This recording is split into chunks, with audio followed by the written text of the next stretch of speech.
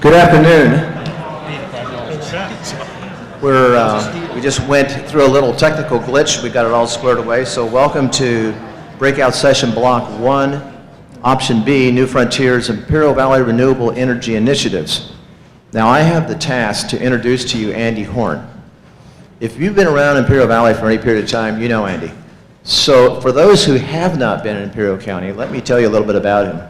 He was born and raised in the Valley, attended local schools, has his bachelor's in history from the University of California at Riverside, and he worked with his dad's business in real estate for over 25 years. And then he decided to run for the IID board and was elected in 1998. Matter of fact, he was elected twice. He had an 8-year term. In June of 2007, he began to work for the county in the field of natural resource development. And really, it's his job to work on the facilitation of the development of renewable energy projects located within the county. I've had the pleasure to work with him on different projects, and he follows through. You know, you ask him to do something, and sometimes the county, they may be a little slow, but Andy is on it all the time, and I appreciate that. But more importantly, his wife Alexa is a kindergarten teacher in El Centro, and in fact was the teacher for both of our children at McCabe. He has 3 grown children and 2 grandchildren, so Grandpa Horn, could you come up, please? Thank you, Tom. Well, your information there, Tom, is still accurate, although grandchild number 3 will be here next week, heck or high water, and I'm planning on being there, so good thing we had the conference this week. And I know there are 2 other breakout sessions going on right now, so for those of you who did choose to attend this one, I can assure you you're in the right place, because I'm part of the panel. I'm issuing a personal guarantee of project approval for any of you who have projects coming forward. And Carl, very generously, and IID is always good to work with, is going to issue a free large generation interconnection agreement to anybody who's here. So be sure to hang on to your ticket stubs, and you can redeem those at the appropriate place. This morning we heard from a number of very good panels and speakers on things that were going on at the federal and state level in regard to renewable energy development. And this afternoon, we're going to drill down, that's a geothermal term, to the local level.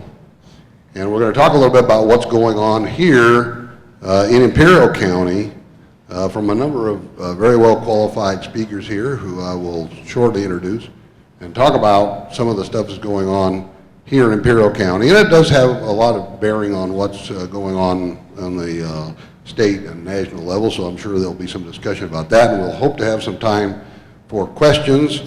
We're going to start out with Carrie Simmons, and by the way, I'm not going to go into I've got these beautiful biographies of all the speakers. Those will be posted online. Let me say that each one of these speakers is eminently qualified to tell you what's going on. Carrie's going to tell us a little bit, because BLM, she is the assistant field manager of the El Centro field office here in El Centro. She has a background in archaeology, so if you have any skeletons in your closet, she will uncover them. And so Carrie's going to talk to us a little bit about the DRECP and what the implications of that are for renewable energy here in Imperial County. So Carrie, please. Thank you. Down there or down here, up here? This is fine, and I can kind of see the screen, I think. Hopefully they got me queued up.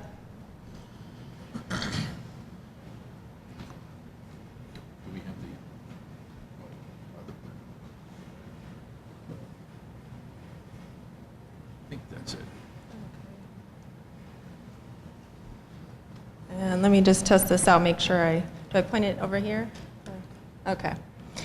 So thank you, Andy. And I know that there was a lot of time this morning given to discussion about the DRECP.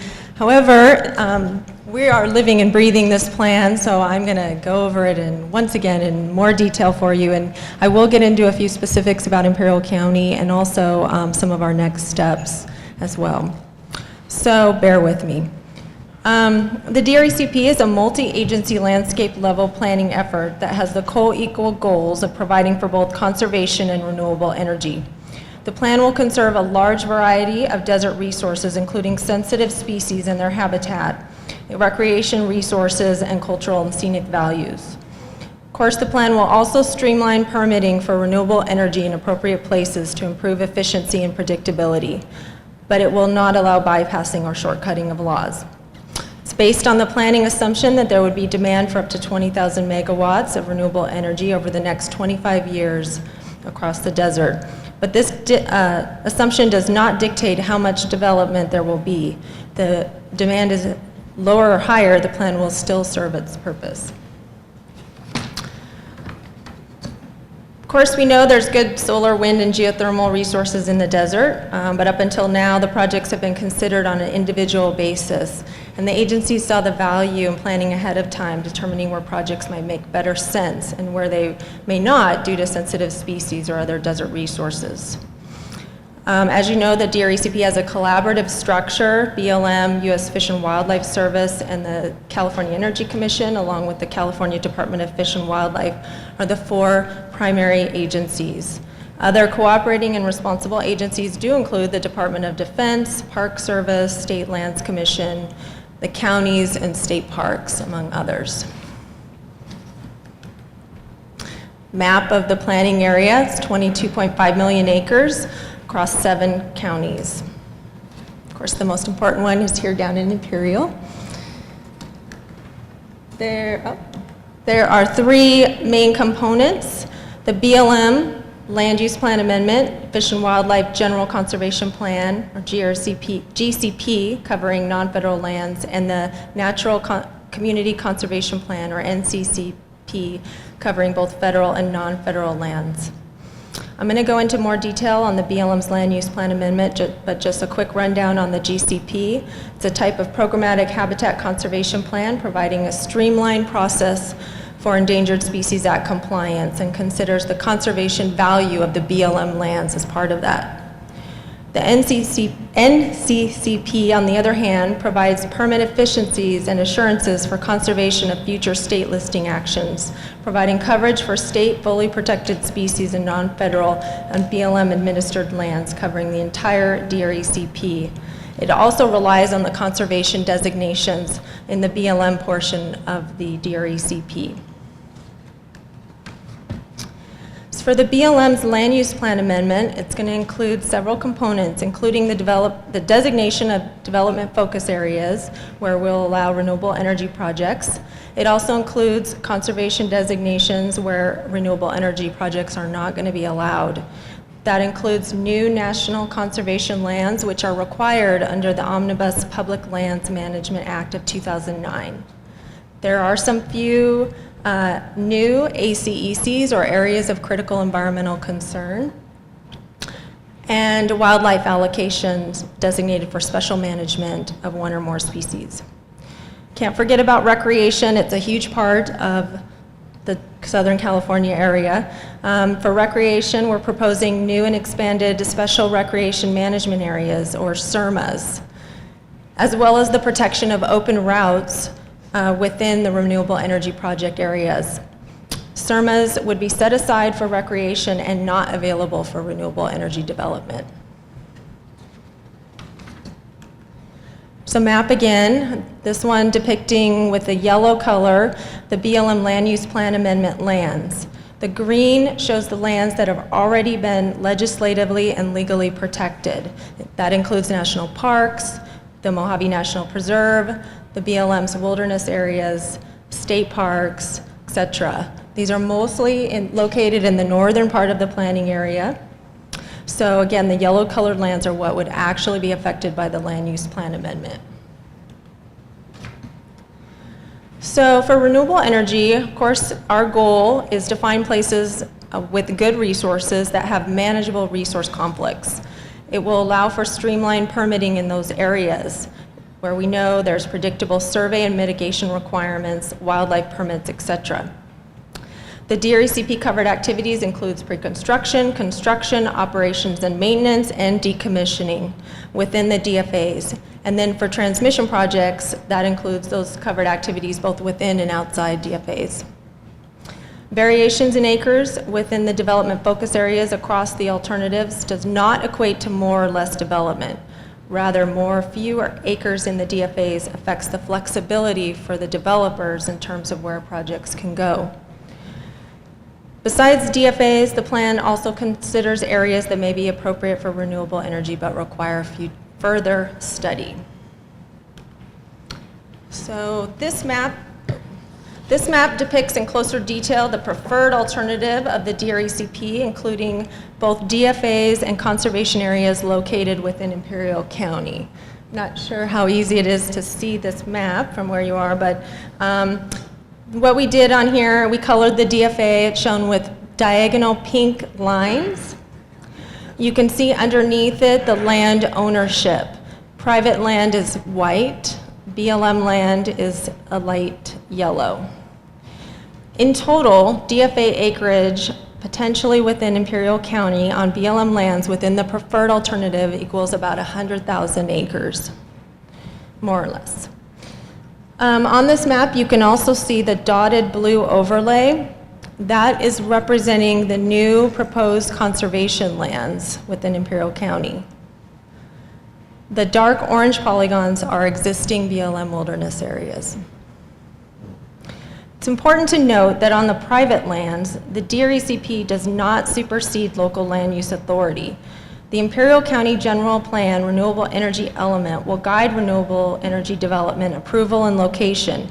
And the DRECP is only a framework for county land use planning to inform their own independent land use planning decisions.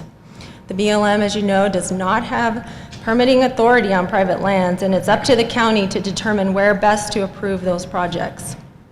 However, the DRECP does provide an opportunity for counties to participate in regional mitigation for biological impacts from renewable energy if they choose, but local participation is voluntary. Local governments have the option to apply for those permits from the U.S. Fish and Wildlife and the California Department of Fish and Wildlife to cover renewable energy projects within their own jurisdictions. In conclusion, as you may be aware, the public comment period on the draft ended February 23rd, and we've received over 12,000 comments. As of Tuesday this week, based on an initial review of those comments and taking into account those we've received from all of the counties, including Imperial County, the lead agencies for the DRECP have decided to adjust the planning process and will now use a phased approach to approve the plan's three fundamental components: our land use plan, the GCP, and the state's natural community conservation plan.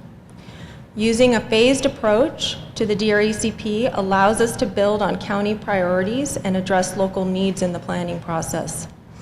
The agencies will start first by completing the BLM component of the DRECP, which designate the DFAs and our conservation areas.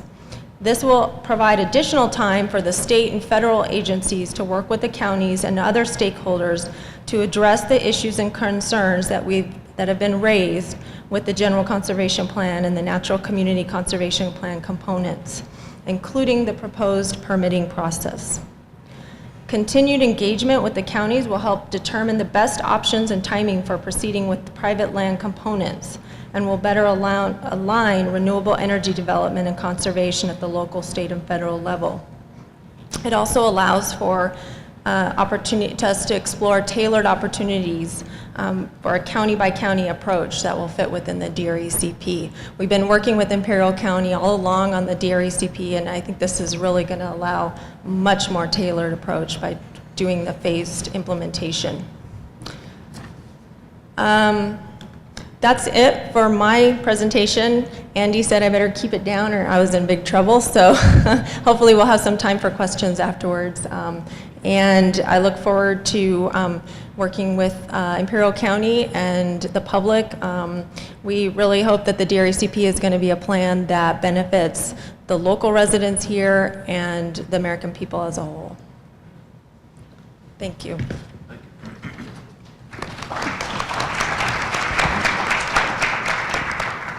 Thank you. Our next speaker will be Brian Mooney. And so if we can get Brian's presentation loaded up while I introduce him. Brian probably is no stranger to many of you because he's been on, he spoke last year, I think, at the Renewable Conference. And certainly he's no stranger to those of us here in Imperial County who have been working on land use issues. Brian has done an extensive amount of work for both the county and the cities here, and of course across Southern California, and probably, he just told me he was going back to Chicago to take in a Cubs game, so he's probably going to redesign Wrigley Field while he's there. What about those lights they put up? Doesn't that have an impact on the Clearly a the significant neighborhood? adverse effect Yeah, to the adverse neighborhood. effect. They'll probably have to mitigate that somehow. Brian and Carrie talked a little bit about the DRECP, and she mentioned the county's work on that, or in collaboration with the DRECP plan implementers, federal and state agencies, and we have been working and doing, as part of that, a couple of projects that have to do with, and we've received some grant funds from the California Energy Commission to do a couple of general plan element updates, one on our renewable energy and transmission element, and the other one on our conservation and open space element. Brian is the lead on both of those projects, and he's going to give us an update on what's happening there. Again, I'm not going to go into a great deal detail about his background, other than to say that Brian's one claim to fame is that he has a son who's a cast member on this obscure television program called Saturday Night Live.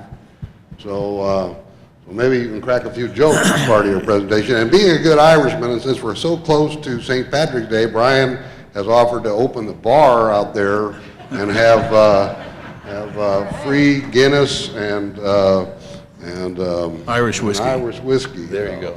Well, thank you for that wonderful introduction, Andy. And I'm going to try to remember my son's last lines on SNL. But he told me, by the way, and it's not a joke, but it's true. Actually, he just texted me, and we are trying to get together to go see a game at Wrigley Field.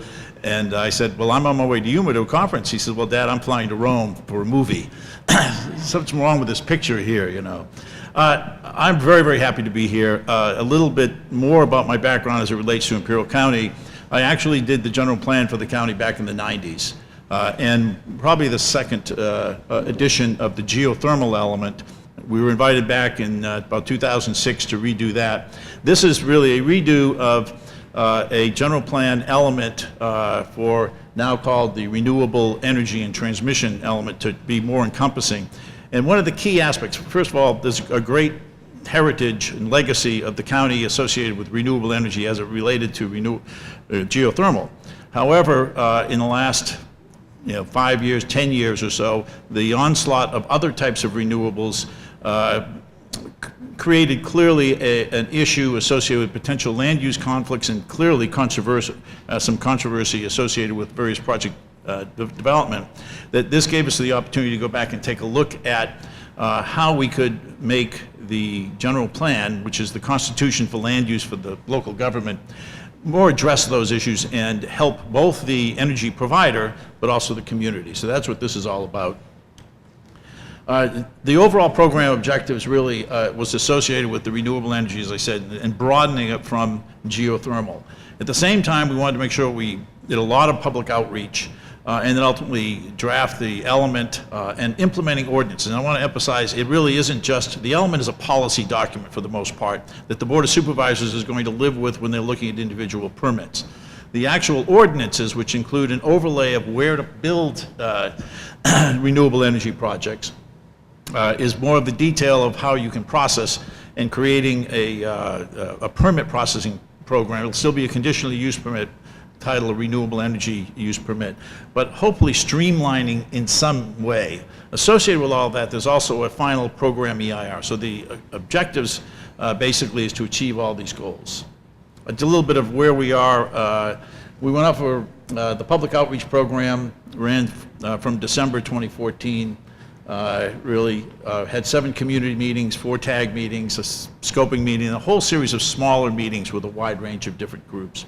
We went off for public review with the environmental impact report between January and February of this year, and right now we're responding to comments. Unlike the DRECP, where they got 12,000 comments, we have 23 letters and approximately, I would say, maybe 700 comments. Are much more manageable and much more controllable. And I want to emphasize one of the focuses of this is really trying to make the process work within the area, addressing a wide range of different approaches.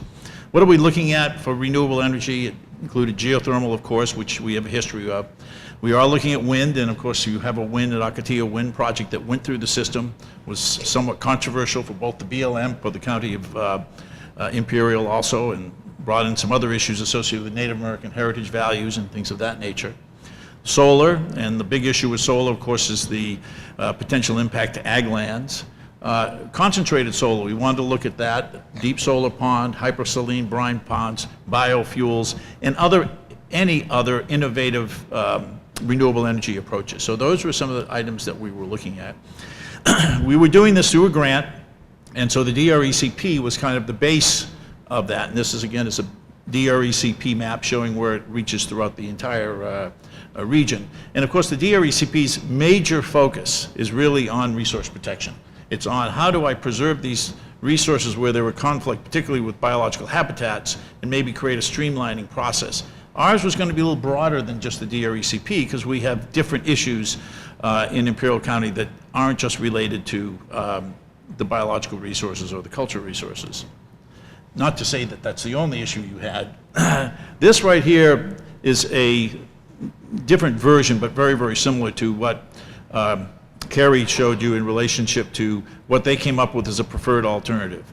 The yellow hatching is where, in essence, they were going to steer all renewable energy projects. Does anybody see any potential land use conflicts there? Nobody's raising their hand and jumping out of their seat. So, well, what you'll see is that it basically steers everything to the ag lands. There's 500,000 acres approximately of agricultural lands in the valley, and this is where, for the most part, of course, there were very few conflicts with natural resources. And so our job was really to, as Andy said, drill down a little further and come up with a approach that basically we thought was better fit for Imperial County. To do that, we did an extensive environmental baseline study, and we looked at a series of issues that went beyond just the, and I'm not saying that DRECP was only the biological emphasis, but it was a strong emphasis there. We examined, had long discussions with the agricultural community. We had long discussions with the environmental justice community. We also had long discussions with the energy community.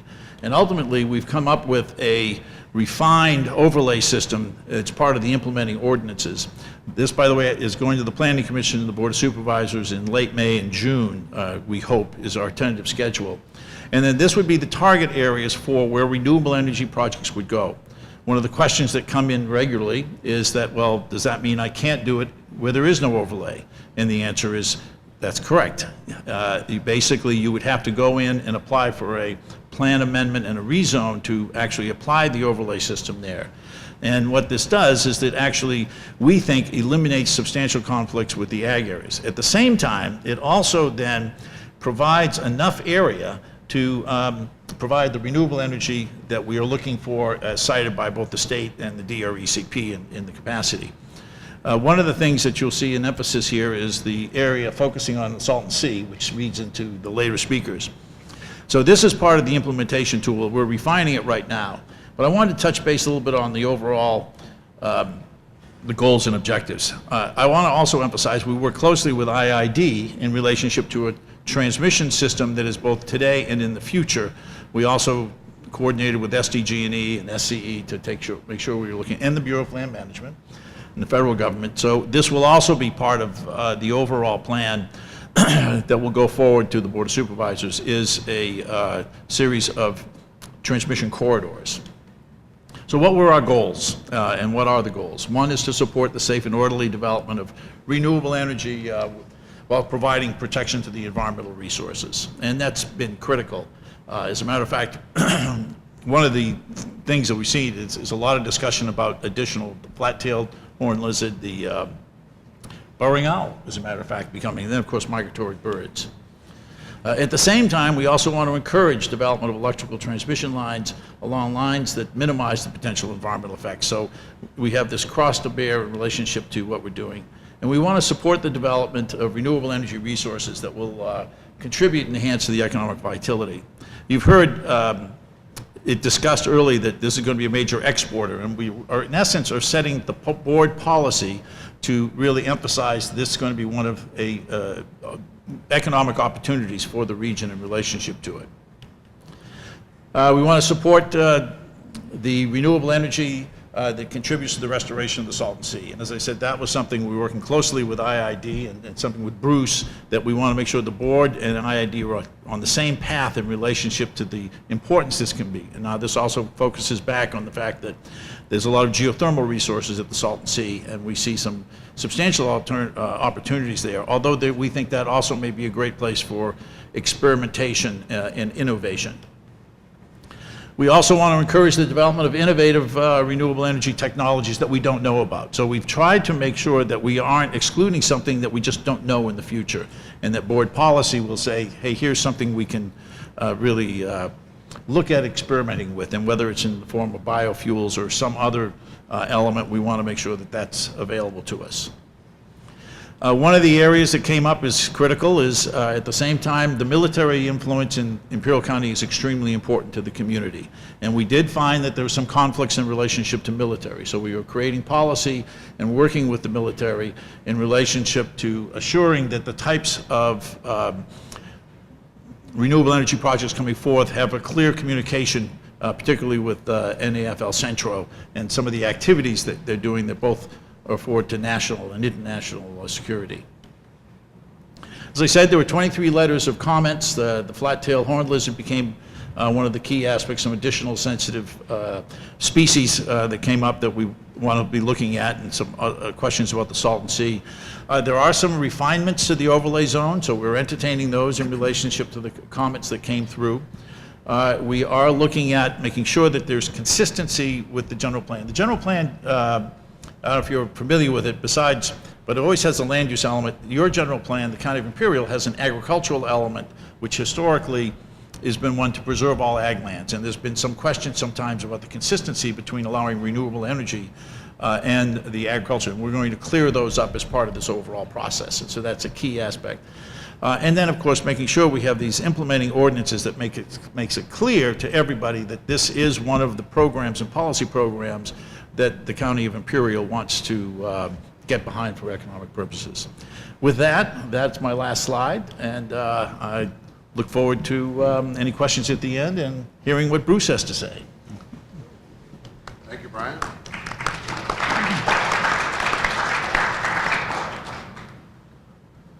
Our next speaker, in fact, our next two speakers are with the Imperial Irrigation District. First off, we got, and we're kind of doing this in some supposed order, where we're starting on the higher level of looking at the DRECP and then what the county's doing. We're now going to talk about what are some of the initiatives going on, particularly around the Salton Sea. And then Carl will kind of wind it up and gives back to a kind of a global picture and how what IID's role in that will be. But Bruce Wilcox is going to talk to us about, Bruce is the environmental manager at the IID. And in that capacity, Bruce is responsible for, among other things, managing the environment. And so to the extent that we still have issues with global warming and climate change, this is entirely Bruce's fault. So because we know that IID basically runs the world, and at least in our area they do. And so we expect to hear now from Bruce about how he's planning to rectify that dismal track record, and talk to us about how he's going to personally and single-handedly save the Salton Sea. And so Bruce and I happen to be invited to participate in this exercise, which it seems very exciting, is looking at some rather groundbreaking and unique concepts about how we will be looking at development of energy at the Salton Sea, as well as preserving and protecting and sustaining and improving habitat in that area. So Bruce, thank you very much. Gee, thanks, Andy.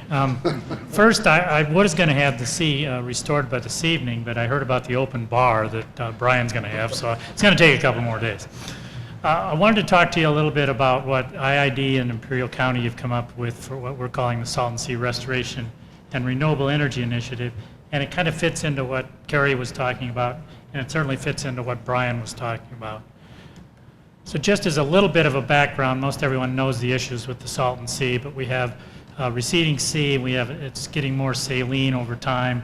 When the QSA was signed, there was a general belief that the state of California would move forward with restoration of the Salton Sea.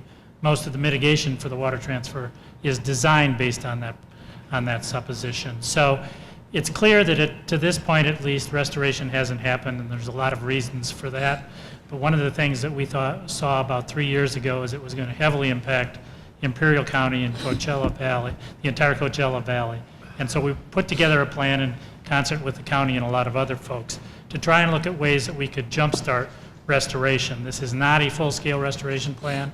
It is part of the full-scale restoration plan that the Salton Sea Authority is putting together right now, that several of the agencies up here are member agencies of the Salton Sea Authority. This plan would reside within that. We also think that it could reside within the county's renewable energy overlay, and we think it could reside within the DRECP. Kerry mentioned the local plans. This is one of those. So one of the things we looked at first is what sort of an area should we use for a planning area, for lack of a better term, and we're looking at the area that's highlighted in the two shades of orange or yellow here. And those are areas that we think will be receding sea will expose in the next 10 to 20 years.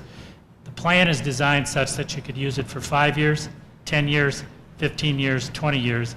It's designed so that we can move forward with incremental mitigation and development of renewable energy around the sea while the state and the federal government and the Salton Sea Authority work through the restoration plan.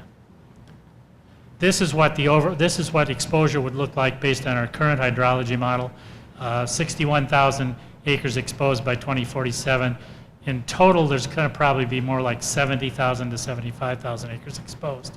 One of the areas that exposes, or the two areas that expose the most, are on either end of the Salton Sea, the north and the south end. We caught a little bit of a natural resources break in the south end of the sea. The southeast corner, at least, is in the known geothermal area, which is probably one of the best geothermal resources, certainly in the state of California, probably in the United States. So the plan is designed to look at ways that we can develop renewable energy all the way around the sea, but starting with the geothermal, and we can take some amount of the revenue that's generated from that development and help it pay for Salton Sea restoration. And again, this doesn't completely pay for Salton Sea restoration. It just helps finance the initial work that needs to be done to get started, and it still allows the renewable energy process to go forward. So we're about midway through this plan. We started in January. We will have plans done in July of this year. The way we've approached this was developing a couple of matrices. I'm not going to go through this whole thing, but we've got I want you to go through the whole thing. Well, okay. No. Down here at the corner, it says, it's off the screen, you can't quite see it, but it says Imperial County funding contribution. So do you still want me to go through it? The different kinds of habitat are going to be listed, as are the different kind of roads and the different kinds of renewable energy development. And one of the things we're trying to do is establish a framework or a backbone of how you might restore renewable energy. This is another one of the matrices. This happens to be air quality. One of the issues on exposed playa, putting aside the wildlife issues, which are pretty significant, is air quality and the exposed playa and dust emissions. So this plan is also designed to address that to a large extent. So let's go back to the known geothermal area and back to the southeast corner around the Alamo River. This is just a graphic of how that might look developed under this plan. The bold black lines you see are the backbone or the framework infrastructure for the geothermal. They'll need roads to get to well pads. They'll need roads to put this geothermal pressure lines on. This is one of the processes that we're trying to go through, is if we can locate those first, you're going to have to build a berm out to the habitat areas. You've got one of the berms built for future habitat. You design the habitat around that so you don't have issues with habitat conflicting with construction. The little dots are wells, the bigger dots are power plants. We've worked closely with Cal Energy, Energy Source, Matt and others, trying to get some idea of how the best footprint for these areas are, and then design the habitat around them. So you can see the square up in the corner there, the Alamo River makes the south end of that square. That inside of that would be where we put different kinds of habitat or other renewable energy. There might be renewable energy in the saline gradient ponds. Somebody, I think it was Brian mentioned earlier, saline gradient ponds are one of the ideas we're looking at there. Photovoltaic is also a possibility. So how might the habitat look? This is just, again, a schematic of how that habitat might look. With the first habitat built up along the shoreline and then cascading the water into the other habitat areas. This is going to be drain water, not Colorado River water. We think that our hydrology model shows between 700 and 800,000 acre-feet of water available when the transfer's fully ramped up. So this will be designed to understand how much of the habitat we can build and still have enough water for full-scale restoration. The deeper water habitats will be designed in areas where they best fit. You might imagine those would be up close to the shore, and then you could use the elevation difference to cascade water into the others. So this is probably, I don't remember what year, but let's say this is about 2020, what that might look like with the different colors for different kinds of habitat, habitat restoration concentrated around the two rivers. This is what it might look like later. Remember that if you go back to the exposure model, this pretty well takes care of the exposure. What it doesn't do yet, and we're still working on, is how are we going to manipulate the overall envelope of the Salton Sea. Most of the exposure maps you see look at the sea as exposed and just shrinking down to about 2/3 of its original size. Smaller but sustainable, it'll stay at that size. The reality is we're going to probably push the water around a little bit, and we're going to have some deeper water areas, some recreational areas, and some habitat areas. So what we're doing right now is working on a water balance on how we might locate those different areas and still have water and funding left for full-scale restoration. The next week, Wednesday, I think, there's a state board hearing that we're going to talk about this and some other things for Salton Sea restoration. I would encourage any of you that can to follow it on a webcast or come on up to Sacramento and go. This is an important concept for us. We think that this makes a big difference over time. And again, just to make sure everyone understands, it's not full-scale Salton Sea restoration. It's just one step towards it. Thank you.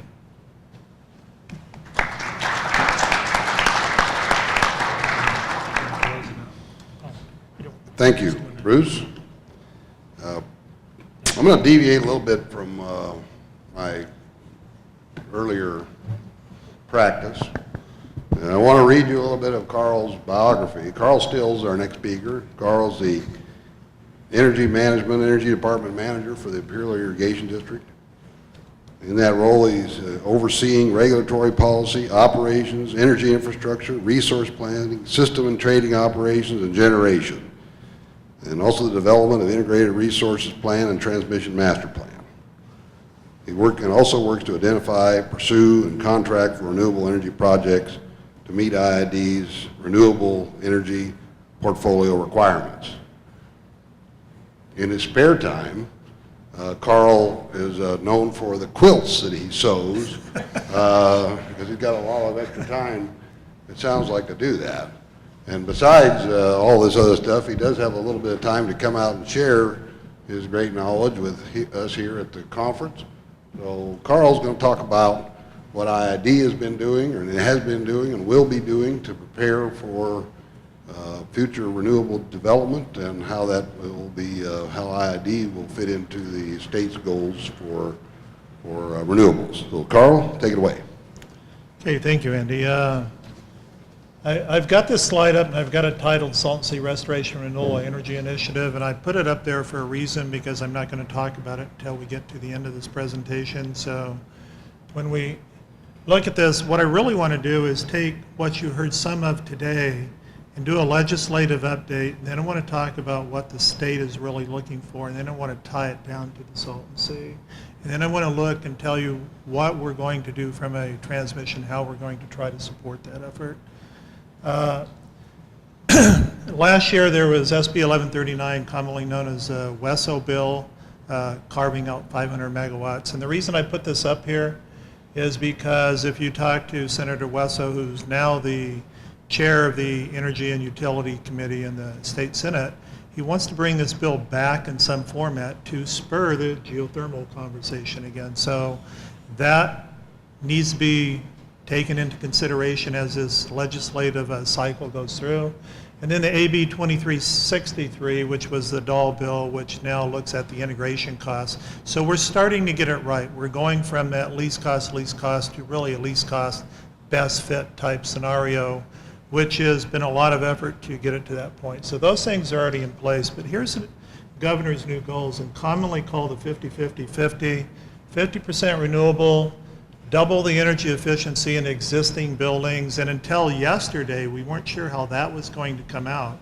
But yesterday, the state guidelines came out, and it's a 116-page document that I haven't read yet, because I just got it before I came to the Renewable Initiative.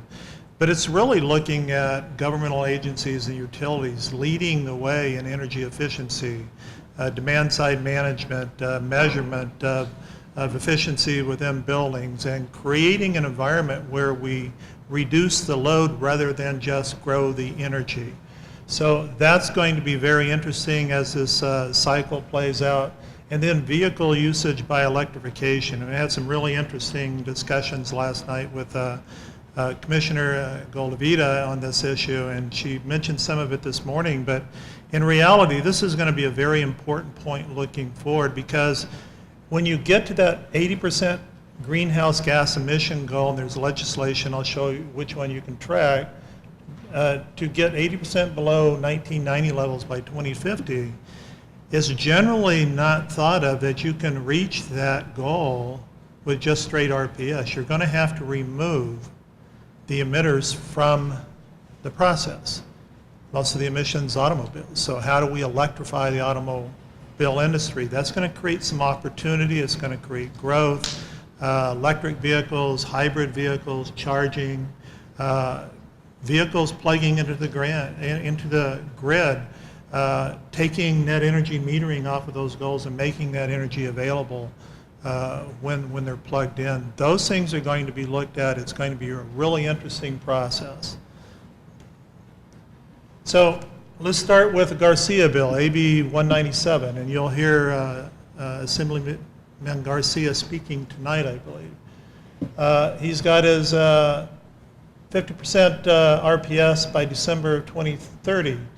And he wants a plan update every 3 years and release the public to the governor and the legislative. And he wants emissions of greenhouse gases called for in a plan to reduce those. And he specifically calls out saltancy and geothermal. That's really significant, and I'll get to that a little later, so hold that thought. But this is a graph of that 80% reduction by 2050.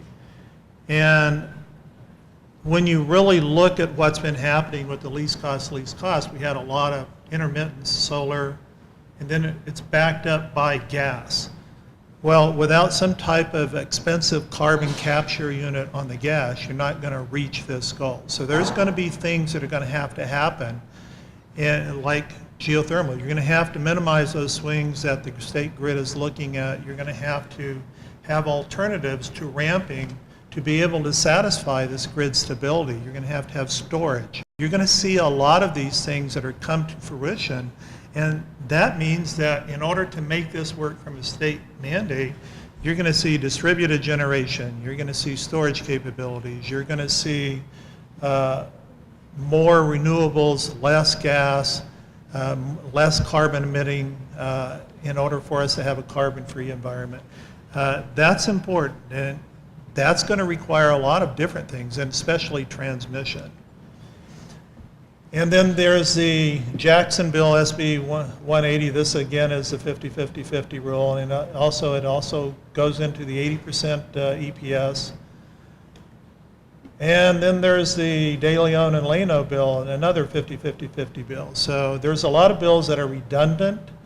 This legislative cycle is going to be interesting. You need to pay attention to it. Somewhere between now and September of this year, you'll probably see these bills start to really winnow down to what the end product's going to look like. But I don't think there's anybody in this state that doesn't believe that these bills aren't going to go through. So California is moving towards a carbon-free environment, and it's going to change the business model that we currently work with. But that's opportunity. This is an RPS calculator estimate. It's in the CPUC right now. This is calling for, in that 50% renewables by 2030, somewhere in the 18 to 20 gigawatts of renewable energy. Okay? So you're going to have a growth in renewable energy. You're going to have control on demand, so the load factor is going to be brought under. Then you're going to have the electrification issue that's probably going to grow the load. And it's going to be beneficial because electric vehicles being charged at night are going to increase the power factor. When we look at rooftop solar or we look at distributed solar, we have concerns right now. This is going to grow the load to a certain extent that's not even going to be an issue. We'll put in something to get system backing up those loads in place, to get a rate in place to be able to call that. Then we're going to be pretty much indifferent to what the power supply source is. And we'll probably be looking at this, but the load will grow ultimately. This is a 40% base map that's in the calculator already. If you look at this, again, it goes back to the number of megawatts and the types of generation that's coming into state. It's calling for a lot of geothermal, and that's good for us. It's good for the Salton Sea restoration of renewable energy. This is the base case. In-state only, and there's 2,000 megawatts of geothermal. It's got a lot of solar throughout the state. It's got some wind, but not a lot. Okay, and to Rod's point this morning, base load geothermal, one and the same, could be biomass, could be geothermal. It's going to be base load renewable that's going to help stabilize this grid issue. And out of state, if you go out of state to bring in some of the wind, you notice that some of the in-state isn't necessary. So this calculator will reduce geothermal requirements in Imperial Valley by 1,000 megawatts. So somewhere right now on the state's grid is 1,000 to 2,000 megawatts of baseload renewable and intermittent renewable that's going to be required. Now, if you take what we've been talking about all day as the Salton Sea Renewable and Restoration Initiative, there are a lot of things happening right now that really converge at the Salton Sea. You've got the grid issues resulting from intermittent resources. You've got the environmental impacts of the QSA, the shrinking sea. You've got the state growth and RPS requirements by 2020. You've got the loss of once through cooling coal. Coal's really being regulated out. Everybody in California is divesting themselves of coal. Once through cooling cycles up along the coast, there's probably going to be about 10,000 megawatts of turbines up there that are not going to be rebuilt. And you've got hydro resources. The drought is changing the hydrology in the state. As the water levels drop, so does the hydro generation production. They've already derated Hoover Dam one time. They may derate it again soon if we don't get more water. So all of these things are going to say we've got a little bit of an energy crisis, but we have the opportunity to substitute some of these with the renewable capabilities that were here. That's going to require a cooperation between agencies here. We've had a great meeting with Cal ISO last night. We're looking at how can we work together to solve the transmission issues within the state to make this energy that's capable of being generated right here in Imperial Valley and Coachella Valley available to the state. We're looking at a regional solution. Now, I said that because meeting RPS is going to create a problem for us, okay? It's going to create a problem with being long in the energy side of it. You heard a little bit about EIM, Energy Imbalance Market. How do we take those long positions and share it over a geographical area so that we don't take a risk that's costing our customers more and more dollars by eating the cost or having to pay somebody to take it for free. So those things are going to be looked at. There's a huge planning effort that's ongoing, and it's looked at from a regional standpoint. We have to look at it from a holistic standpoint. We're doing that. But again, transmission. Paul Peschel talked about transmission. What we look at is from a reliability standpoint. The other thing we're looking at is how do we get this renewable energy to market? How do we create capacity, both in-state and out-of-state? And now we're looking at moving a Mexico tie up 5 years to create an international look at different markets to make renewable energy available.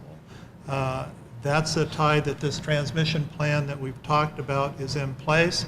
A part of that plan is Path 42, which goes between our Coachella Valley substation and Mirage Devers up by the windmills up there. That has increased our path up to the Cal ISO tie from a thermal rating of about 600 megawatts up to 1,500. As soon as the west of Devers start going in 2016, that transfer capability will be in place to get 900 excess megawatts to the Cal ISO. We're working on a durable solution. How do we allocate that to make sure it's durable? And I think that this renewed effort will actually enable the state to reach its goals. But it all starts and comes together at the Salton Sea. It's the perfect nexus of problems and solutions, of water and energy coming together, and the agencies in the state looking to say, how can we take a problem and actually turn it into a solution? And we think that capability is there. It just takes cooperation among the agencies. Thank you.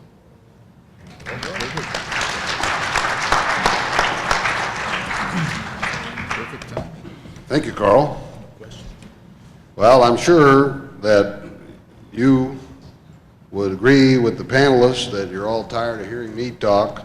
So I'm going to open it up now to the floor and see if we have some questions from in the audience. I don't know if we have a microphone in the room. If not, just yell out your questions, and if I can't, We got one right here. we do have a microphone. Well, what are you doing sitting up here? You got to be out there where all the people are.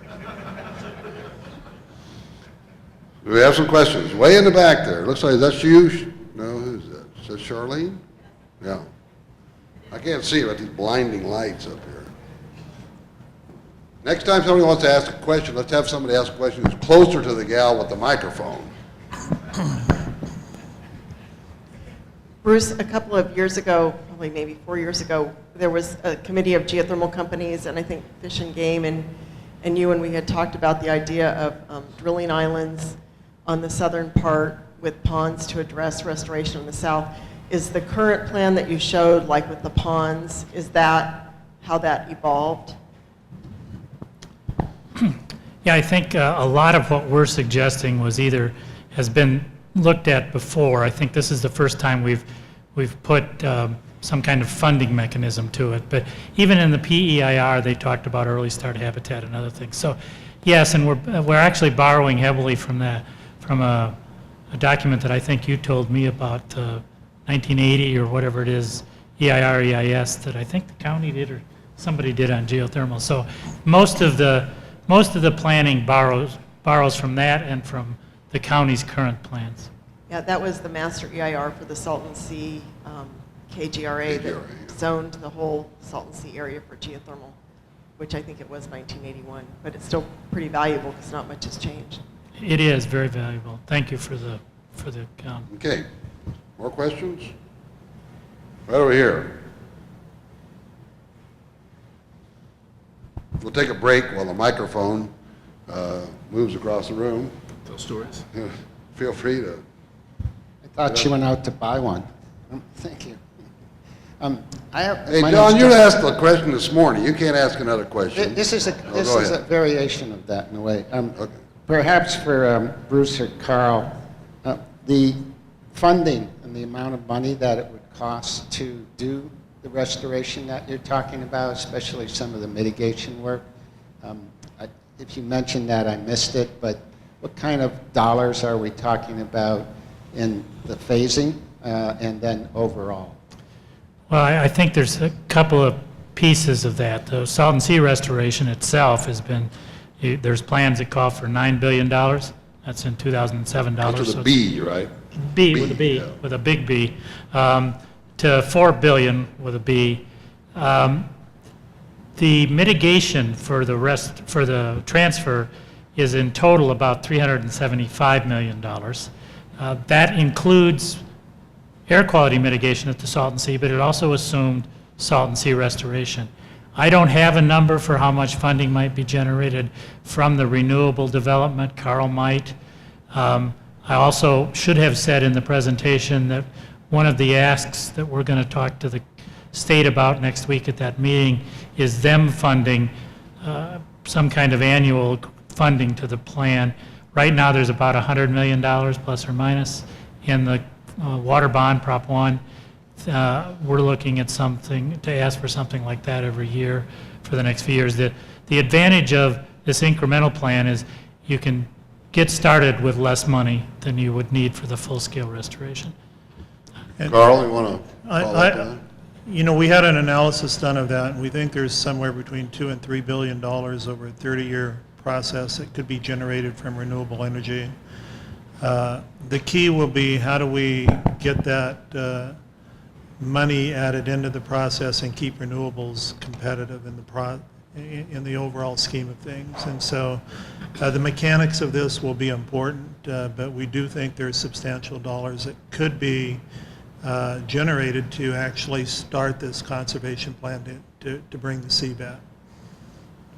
And I think that, if I'm not mistaken, Carl, that study that you mentioned that kind of forecast the revenues included royalties from mineral extraction. It included. We haven't talked a lot about that because this is a renewable energy conference, but Right. of course the mineral that a lot of people have their eye on is lithium.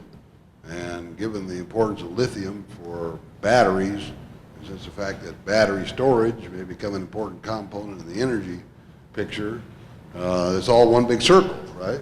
And just to give you an idea, 50 megawatt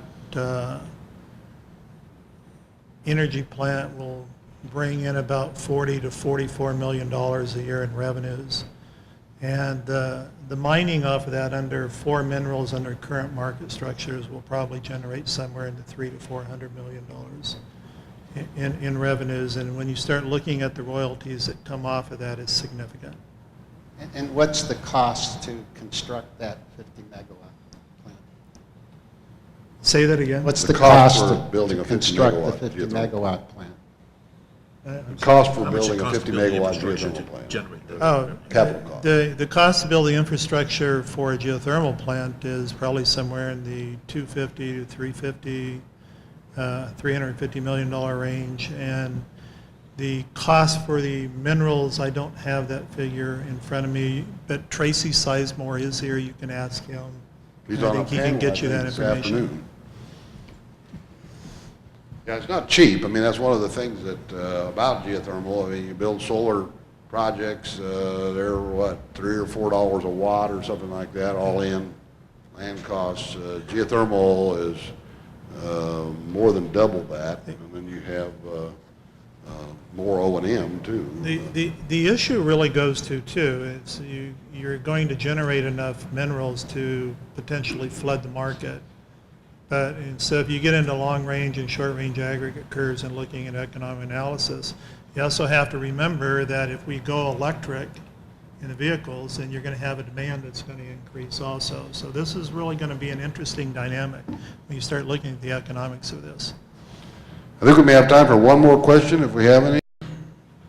Otherwise, we were going once. Rod, you're being real quiet back there. You don't want my question. Okay. All right, it's now 3:03. Okay, go ahead, Rod. You know, Carl, with what you just said, I'm not putting you on the spot here. You just made people aware of the value of the creation of the minerals under geothermal. Yes. Very few people here understand that. And I can tell you, I don't know who's in this room that can help with this, but somebody better get a hold of Tracy Sizemore and help me. Because I just got guys that call me every day because Simple shut down. I got 3 of their old employees in my plant cleaning up today. They need financial help. None of us talk about that. We've got people sitting in this room that have worked for 5 to 7 to 10 years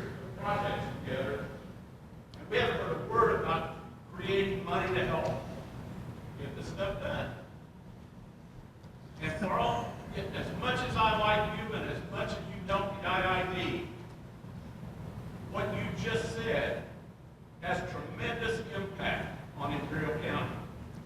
Because I've got a plan that I wanted to share with you that I couldn't get an NDA for, that shows $20 billion in carbon and other revenues that can be created on top of the salt sea, and you can still do your geothermal. And we need to sit down at a round table and figure this deal out so that Imperial County and the state of California has great success. I think that holistic view is necessary. I think when you look at the goals of the state, I think it's going to take everybody's input into that process because they're achievable goals. They are going to create some problems, but problems create opportunities, and I think it's achievable. We just have to put our heads together. Okay. I Let's, said you're Andy, Dave needs help, Energy needs help, I need a little bit, we're gonna get there. Format would like to do things, I'm sure. You know, let's get together and figure out what we can do. okay, Rod, thank you. And all I can say is you just cooked your own goose, because I'm going to personally nominate you to be the head of this panel in 2016. And we'll look forward to that. And I want to thank our panelists, and if you would, please join me in doing that.